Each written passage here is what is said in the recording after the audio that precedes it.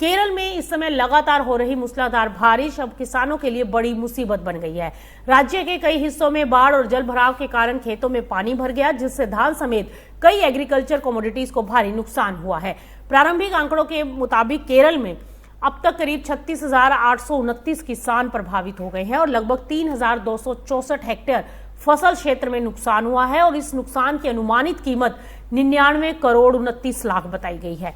हालात को देखते हुए केरल सरकार ने केंद्र से 110 करोड़ रुपए की तत्काल वित्तीय सहायता की मांग की है और इसमें करीब 100 करोड़ रुपए फसल नुकसान की भरपाई के लिए और 10 करोड़ रुपए मिट्टी की उर्वरा शक्ति बहाल करने, दोबारा खेती शुरू करने और किसानों को जरूरी कृषि साधन उपलब्ध कराने के लिए मांगे गए हैं। और सबसे बड़ी चिंता तो ये है कि बारिश का दौर अभी थमा नहीं है।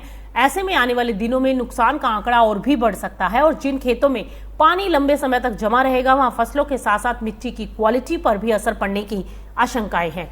केरल को देश का मसाला प्रदेश कहा जाता है और यहाँ सीमित कृषि क्षेत्र में धान समेत कई महत्वपूर्ण फसलों की खेती होती है। खास बात तो यह है कि कुछ समय पहले तक राज्य में बारिश की कमी चिंता बढ़ा रही थी, लेकिन अब ज्यादा बारिश और बाढ़ ने किसानों की परेशानी बढ़ा दी है। यानी मौसम का ये बदलता मिजाज केरल के किसानों के लिए तो दोहरी चुनौती बन गया है।